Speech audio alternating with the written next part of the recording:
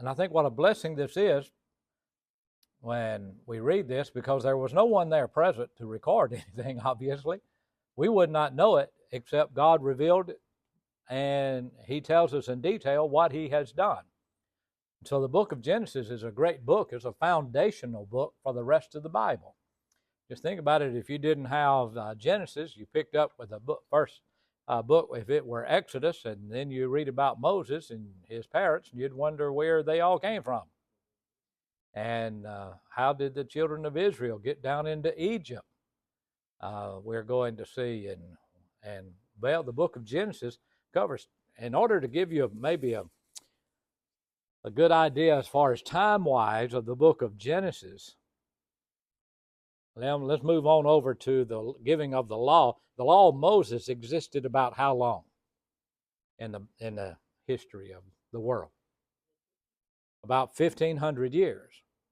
But the book of Genesis then covers up to almost that point. And so that means the book of Genesis is you're covering almost 2,500 years, at least 2,500 years in the book of Genesis. Consequently, if the law of Moses was, and I say only 1,500 years, the book of Genesis covers more time in all the Old Testament.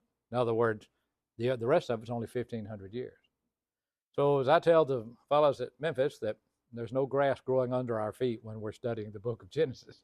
It's moving on. And so time does move on, and we will cover some. But there are some important things that happen from time to time, and if you will, it's like God slows down just a little bit to give us some details, and then we move on as we study the book of Genesis. We've already discussed the light. God made the generators here, the sun, the moon, and the stars. The light was already there from Genesis 1 and verse number 3. God said, "Let there be light." That's instantaneous. I don't believe it had to come from the sun. I think it was here when the generator was, the sun was created, which it could explain light years, something that would appear to us to be light years. And by the way, when God created everything, was it like in its infancy, or did it have to grow from a seed, or was it created full grown? It was created full grown. When man was created, he was created full grown, as was woman. Therefore, you have age and apparent age. That is, if you were to look at Adam, the day he was created, he might appear quite much older than obviously an infant. But he was only at one time 1 day old, right? But yet he was full grown. A tree would have been full grown. And so we have apparent age versus the actual age from the day of creation. We keep that in mind. Moses is recording all of this. He wasn't there, had to be by divine revelation. And so I find that this is then very interesting. But now then we come to Genesis 1 and verse number 20. If you have any comments or questions at any time, just speak right up, and I'll be happy to for us to consider those. And God said, "Let the waters bring forth abundantly the moving creature that hath life, and the fowl that may fly above, and the earth and the open firmament of heaven. And God created great whales, and every living creature that moveth, which the waters brought forth abundantly after their kind, and every winged fowl after his kind. And God saw that it was good. And God blessed them, saying, Be fruitful and multiply, and fill the waters in the seas, and let fowl multiply in the earth. And the evening and the morning were the fifth day." So on the fifth day of creation, we have fish and fowl. Fish and fowl. And when it says, "Let the waters bring forth abundantly," the American Standard Version says, "Let the waters swarm." So it's not like the water is producing them. God has created them. And so I think that that's maybe a little bit better sense to us when we read it from the American Standard Version. Let the waters swarm. So the waters are being filled with all kind of fish. I noticed from this then that they appear suddenly, right? what does that go against?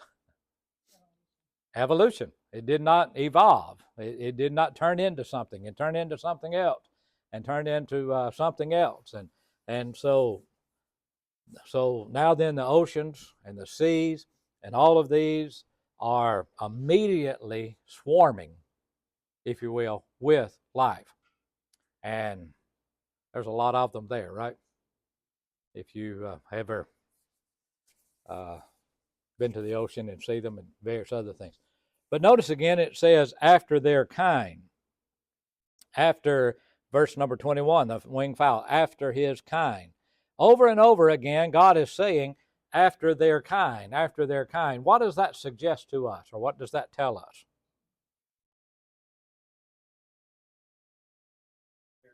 As you noted Wednesday night, there's limitations. Right. There's limitations. Everything produces after its own kind. Therefore, you cannot have any macroevolution, right? If everything produces after its own kind. Now, that's a thorn in the side to the evolutionist, because the evolutionist has to have somewhere where something reproduced something completely different than its kind, right? I asked Brother Curtis Cates, who taught science as well as a lot of other courses, how do you define species and a kind? Which one is? Well, species I probably would be within a kind. But he said the best way I define kind is if it can reproduce, it's a kind. I thought, well, that's a good common sense approach, right? But in the fossil record, are there any indications of anything ever producing anything other than its kind? And you've had them come across at times with trying to find certain men who were half ape and half human.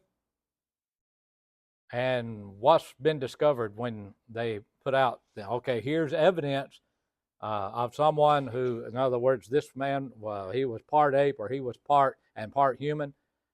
What did it turn out to be a lot of the times? It's either one or the other, or if it sometimes neither.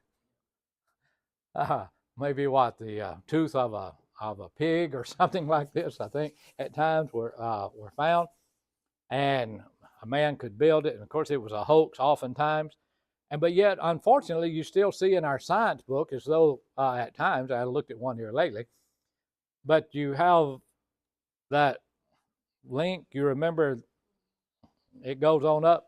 I bought a T-shirt one time over in Singapore. I lost it, but I thought it was funny because it had, this little one down here, and then on up, from a monkey on up to an ape, and then finally to a man. And at the end of the line, there was one man turned around and said, "Stop following me."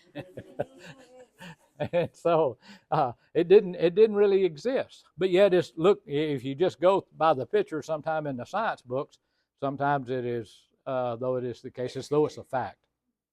But one evolutionist has said that evolution is unproven and unprovable. And the only reason that we believe in evolution is that the only alternative is special creation. And that to us is unthinkable. I look at the other as being very unthinkable. I don't believe if I need a blood transfusion, I'm going to go down to the local zoo and say, hook me up to a gorilla. I don't think I'd survive if that were the case. And, they used to tell us that we evolved from the monkey or the ape, but now they say it's from the same ancestor. Brother Foy Wallace Jr. pointed out, he said, well, it used to be your daddy, but now he's your brother. He said, I just only be my daddy as my brother. But there's no evidence of that. One man tried to explain it by the fact that we don't have any record of it as in gene jumping. Gene jumping. Going from one gene completely to another gene. Any evidence of that? In other words, anything ever produce anything? Well, good thing it doesn't happen, because young expectant mothers might know, well, what am I going to have? Is it going to be human? Or is it going to be an ape? Or is it going to be what? Everybody knows what they're going to have. It's going to be human. Humans always produce humans. Dogs always produce dogs. Now, we can, through mixed breeding, sometimes have different types of dogs, right? That's a species then within that kind. But you know what it is? It's a dog. It's a dog. And usually where there are mutations that do occur, it's always not good. In other words, you don't evolve, it degenerates. You have some problems when that happens. So God then fixed it to where everything is going to produce after its own kind. There's something within our DNA that sets a limit then. Okay, this is what's going to happen. Farmers depend on that, right? We plant corn, you expect to reap corn. You plant cotton, you don't go buy something to pick soybeans. You have a cotton picker or something. So we all depend on that. I remember sitting on the plane beside a man who actually had a PhD. I'm sure he had a very scientific name in it. He was a doctorate. I don't know what he had his doctorate degree. He was headed down to Panama. I was headed to Peru, but I was sitting beside him, and he said, I teach at such and such university in Missouri. And he said, I study the soybean, the DNA of a soybean. He said, and I'm headed down to Panama to teach them how to raise soybeans and how you can, have the different species within the soybean. He said, but I study the DNA of a soybean, and that convinces me, if nothing else did, that God exists. So there's a lot of scientists, highly educated people, who look at the evidence, and if they're honest, they say this just could not happen on its own. There's something within DNA that is not humanly possible, and it cannot evolve, and it had to be created, and there's a limit to it. All right.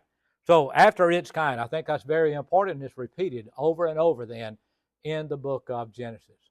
If you want to study more on that, there's some books entitled After Its Kind, and from a scientific standpoint. So we have then fish and fowl.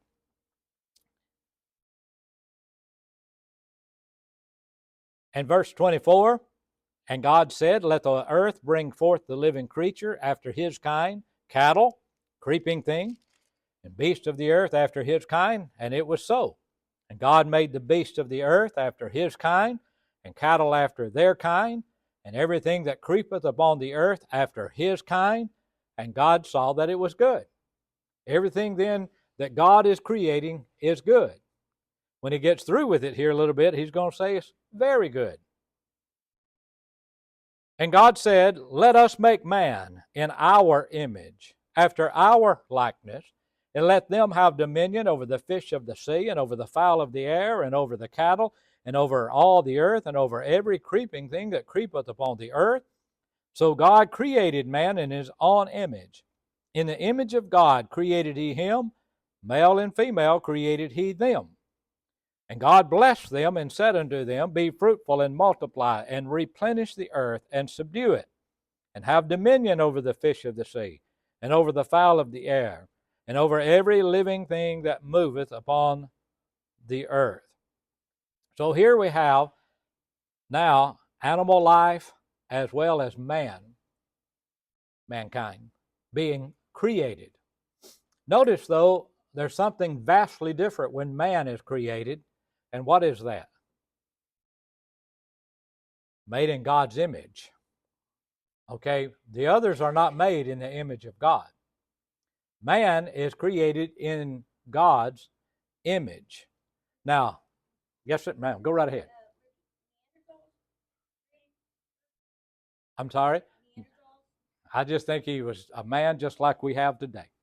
I don't think we walked around, as one professor put it, Brother Cates put it, on his knuckles speaking grunt.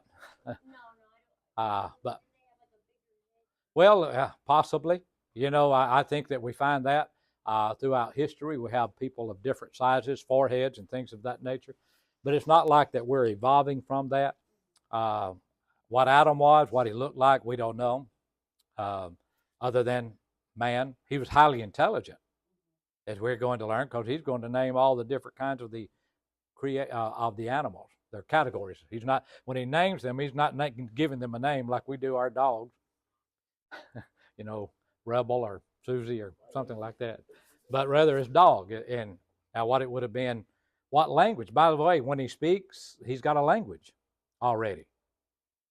He didn't even have to learn it. He just has that ability to speak, which is all interesting to me. And so, at any rate, he creates man. Man is in the image of God. Now, what does that indicate? What does it mean in image of God? Okay, man has an eternal spirit about him. Man also has the ability to make moral choices, right? And man's accountable for those moral choices, which is different than the animal world. Animals operate off of instinct. Animals are not made in the image of God. Now, we are made physically in the image of our parents. That is, you can look at certain people and see certain traits that they inherited from their earthly parents, I guess through the DNA and various other things within that. But that's not what he's talking about. We do not look like God physically, because God is not physical. God is a spirit, right? John 4:24. And so our spirits are made in the image of God. Our earthly or physical features we inherit somewhat from our forefathers and so on. In fact, at times, if you will look at some photos of people who have gone on and then some great grandchildren or something, you can say, well, she looks like her great grandmother or at that age. And so they have some physical characteristics, in other words. But man is created first. We're going to learn that in Genesis chapter 2. When we get to Genesis chapter 2, we have instant replay. That's what I like to refer to it as. Instant replay of Genesis chapter 1. God's going to slow it down in Genesis chapter 2 and give us more details. It's not a second creation, as some assume. But we learn from Genesis 1 and Genesis 2 that man, Adam, which means man, was created first. Then he's going to learn he needs a helpmeet. And of course, God already knew that. So man is created first. In Genesis 1:27, so God created man in his own image. In the image of God created he him. And then ultimately we're going to see where male and female created he them. Man is the offspring of God. Your parents did not give you your spirit, your eternal spirit. That came from God.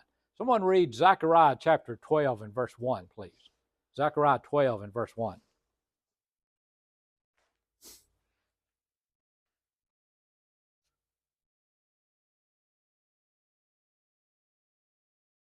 The burden of the word of the Lord, for Israel saith the Lord, which stretcheth forth the heavens, and layeth the foundation of the earth, and formeth the spirit of man within it. He formeth the spirit of man within him. God does that. So our spirits come from God. Acts 17:29. Acts 17 in verse number 29. For as much then as we are the offspring of God, we ought not to think Godhead is like unto gold or silver or stone, even by art. Okay, he's talking to these idolaters who are falling down and worshiping God, worshiping their idols rather. And he says, we're the offspring of God, so we ought not to think that the Godhead, the divinity, is likened to these stones that you've created, that you formed together. You have to carry them about and move them, clean them. You have to wash them and so on. And the Hindus do that quite often. That is, they wash their gods. And he says, these are no gods. These are just idols. Man is more than just the physical then. I have an interesting verse or two that I like for us to look at. Someone read Genesis 35:18. Genesis 35:18.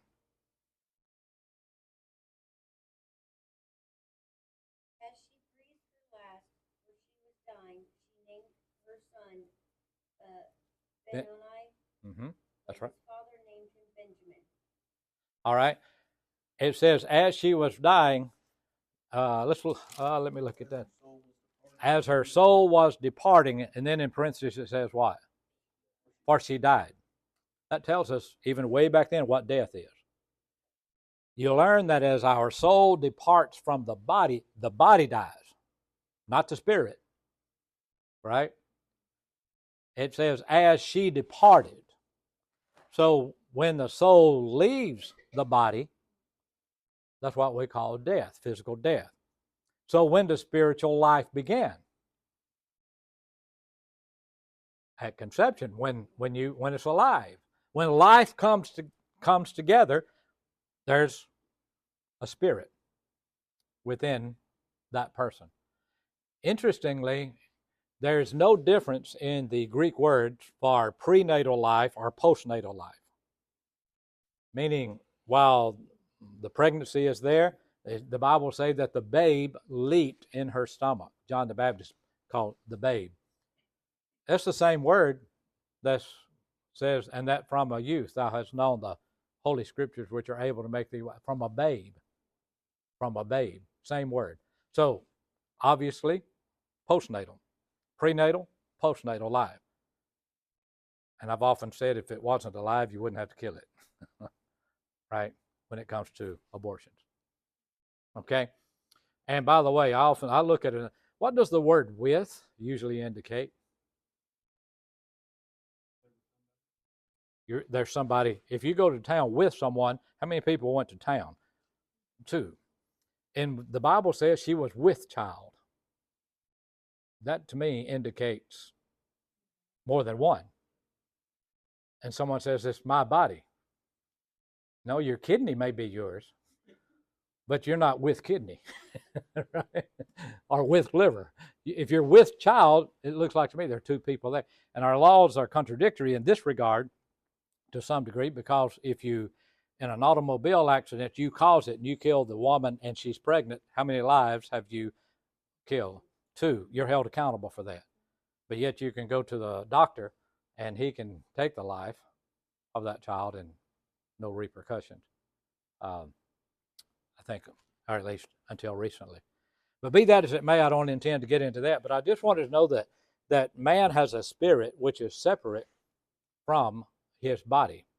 The body is alive as long as the spirit is there. James 2:26 tells us again very plainly. Who will read James 2:26? For the body without the spirit is dead, so faith without works is dead also. It's just a corpse. The body without the spirit is dead. If you put that in a sentence, the simple sentence is, the body is dead. But then you would ask, what body, James, is dead? Oh, it's the body without the spirit. That is the body that is dead. Notice he didn't say the spirit is dead. Sometimes when doing funerals, I will point out, and especially to the young people, maybe they're concerned about grandfather there or papa, whoever it is, in that casket, I will remind them, that's just the house he lived in while he was here. He has moved out. Okay? And that's what the Bible teaches. And so that lets us know. Look at Acts 9:39.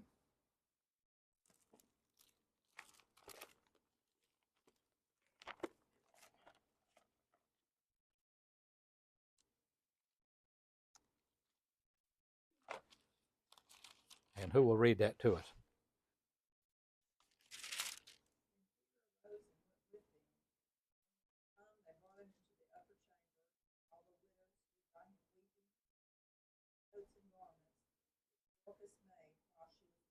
Notice that last phrase. We're talking about Dorcas. Now, her body was washed and was there. So her body is still in their presence.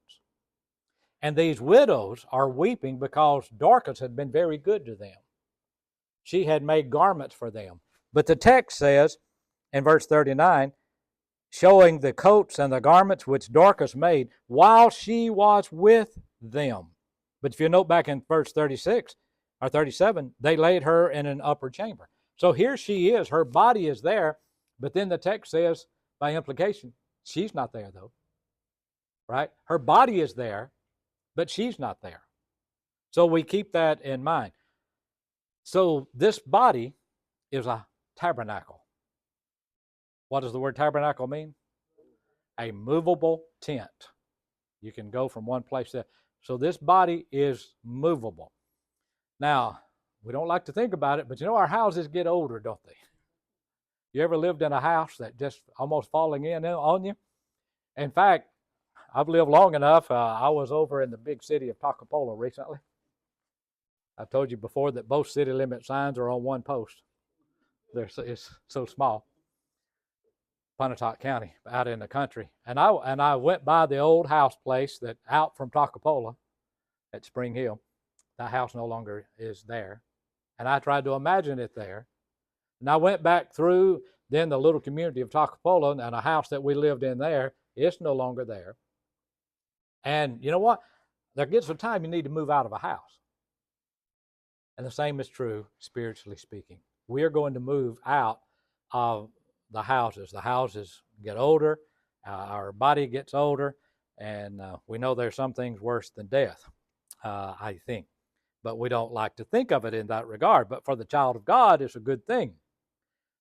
We're not homeless, because look at 2 Corinthians 5 and verse number 1. 2 Corinthians 5 and verse number 1. For we know that if our earthly house of this tabernacle were dissolved, we have a building of God, a house not made with hands, eternal in the heavens. For we know, okay, there's some things we can know. For we know that if the earthly house, he calls it a tabernacle, of this tabernacle were dissolved, Paul says, we know that we have a building of God and a house not made with hands, and it's eternal in the heavens. So we're just moving from one house into another house then. Now, in order to move into that other house, you got to leave the one you're in, though. And so for the child of God, when we look on it from a biblical standpoint, I think what we fear sometimes is the unknown. And we don't like to study death because we don't want to think about death. But we study it from a perspective of, like the Apostle Paul, when he knew that his time was near, he said, I'm now ready to be offered. The time of my departure is at hand. I've fought a good fight. I've finished the course. I've kept the faith. Henceforth there is laid up for me a crown of righteousness, which the Lord, the righteous judge, shall give to me at that day, and not to me only, but unto all them also that loved his appearing. Doesn't sound like a pessimist individual facing death, does it? But he's just looking forward to it. He said in Philippians chapter 1, for we, it is what? Far better. It is far better to go on and be with Christ than to remain in the flesh. So when we think of it from that perspective, I don't think we need to have a death wish, but at the same time, when we think about our loved ones who've gone on before us, and we think about the inevitable that's coming to all of us, we need to look at it from that perspective and be prepared for it when it does happen. But God created man then with a spirit. Now, man is not created immortal, meaning by that his flesh was immortal. He's going to have to eat of the tree of life to continue to live. So Adam's body would have been like our body. It would have been human. Okay, so he didn't lose immortality when that happened. He had to eat of the tree of life. Okay, but we're going to read more about that, Lord willing, in just a little bit later. All right, any questions or observations that you have on that?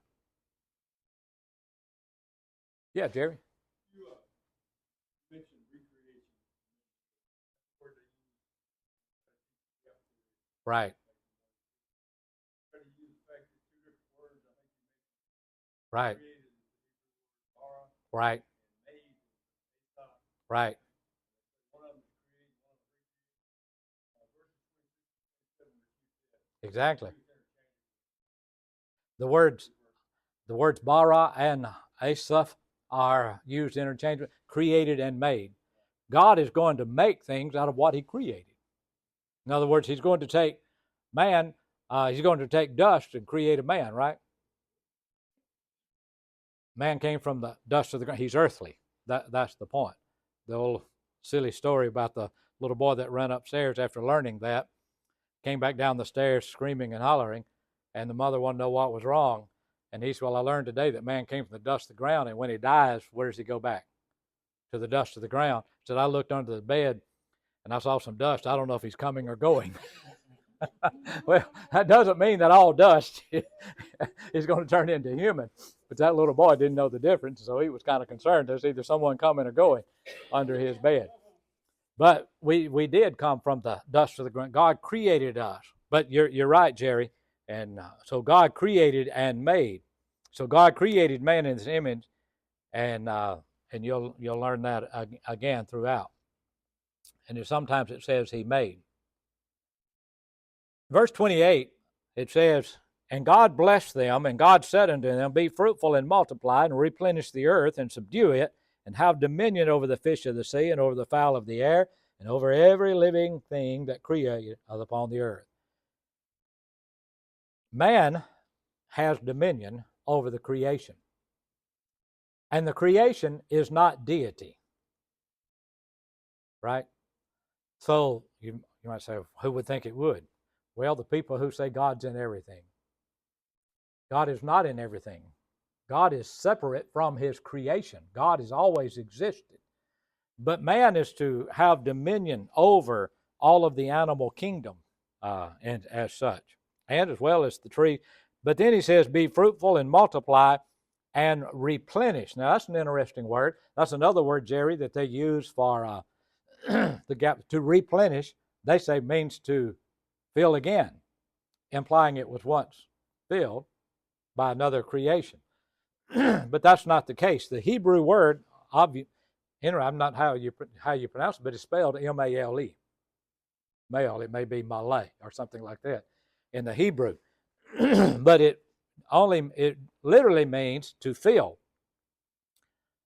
And it's used in the Bible quite often, but it's translated replenish 7 times in the Bible. Doesn't always mean to fill again, as is in the English. All right? But it doesn't teach the gap theory. But man is given creation, and the psalmist looked at that. You remember in Psalm 8? "When I consider thy heavens, the work of thy fingers, the moon and the stars, which thou art, what is man that thou art mindful of him, the son of man that you visited him? You've made him a little bit lower than the angels." By the way, not just a little higher than the apes. A little lower than the angels. "And you put all things under his feet, all sheep and oxen, yea, and the beasts of the field, the fowl of the air, and the fish of the sea, and whatsoever passes through the" what? "Paths of the sea." Who found the paths of the sea? Well, God created them. I'm sorry? Not Solomon. Not David. They wrote about them, exactly, in Psalm 8. But you know Matthew Fontaine Murray was the man who was an oceanographer from Virginia. When he was sick and his daughter was reading to him the Bible, she was reading Psalm 8, and he being studying the ocean, he said, if God says there are paths in the sea, then there are paths in the sea. And he discovered our sea currents. And you've watched Nemo, right? Finding Nemo. Those sea currents. I was up in Murmansk, Russia, which is above the Arctic Circle. It's a sister city, and Terry's been up there with me. And maybe I don't know if anybody else, you've been to Murmansk? Okay. I couldn't remember who all has been. But there's a sister city called Jacksonville, Florida, to Murmansk, Russia. And on the buses, it had Murmansk-Jacksonville. Why? Well, there's a water current, warm water current, that flows from Jacksonville, Florida, and empties up into Murmansk, Russia, above the Arctic Circle. And that makes that warm water current makes it very important because theoretically that port doesn't freeze. Therefore, they can receive and imports or exports, if they wanted to, out of that current. And what was interesting to me, when I would go to Murmansk, and I went there first in 1992, when it first opened up, they didn't even have Bibles. And we gave them Bibles and things, and we talked to them about science and the Bible. And we pointed out the paths of the sea. That was very interesting to them because the Bible said it long ago in Psalm 8 that there were paths in the sea. Now, how did David know that? Because did he travel a lot by ocean? No. He was in Israel, wasn't he? And Jerusalem and places. And so He did not travel that. He didn't know that there were, that is from a scientific sense. But anything that the Bible teaches that where true science is found, there's never a contradiction. And so the Bible is scientifically accurate.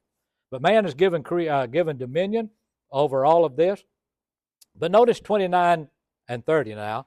And God said, Behold, I have given you every herb bearing seed which is upon the face of all the earth, and every tree in which is the fruit of the tree yielding seed. To you it is for food. And to every beast of the earth, and to every fowl of the air, and to everything that creepeth upon the earth, wherein there is life, I have given you every green herb for meat or food. And it was so. It appears to me that man at first was a vegetarian. He's not eating animals at this point. And it also appears that the animals were eating this, because he said, I've given them also the vegetation, which might explain a lot of things in the early part of the history of man. That man would not necessarily be fearful of all of the ferocious meat-eating animals that we're going to read about a little bit later on. After the flood in Genesis 9, 1 through 3, God then says, I've also given you now animals to eat, basically, in addition to the vegetation that you've been eating. And so it looks like that there's a change after the flood. And man then has dominion over all of the animal and also plant life. And so I think that that might be an example as to why man would not have been fearful of the animals, or necessarily the animals fearful of man, because they weren't eating one another back previous to that time. So man looks to have been at first being vegetarian. Verse 30 and 31, rather. And God saw everything that he had made, and behold, it was what? Very good. And the evening and the morning were the sixth day. So we have detail, and you could break things down even more detailed, but how simple it is that God just puts it there for us. And we go back and we study it, and we stand amazed at doing this. God created matter, and from that matter then he's going to make man, but the spirit comes separate from the material world. It comes from God. And man who says that he can make life. You remember the story that a man arguing with God, that he said, I can create man. He says, okay, go ahead. And he reached down and get some dirt. He said, no, go get your own dirt. Man has to have something. We create, we refashion or remake matter from one position to another. But we don't create anything in the strictest sense, right? We don't bring it into existence. We can reshape matter, remold, and redo things with matter, but we cannot recreate creation then, and it comes instantaneously. I think it's almost time, but when you think about it, did you know that a human could not have evolved, because you've got to have lungs and blood at the same time? You've got to have oxygen and blood, right? All happening at the same time. And so if the heart was created first, it would have died out without any oxygen. And if you had lungs, it could not have created, and so it had to be instant, and that's what's happening here. And so true science backs up, of course, creation. And so that's our time.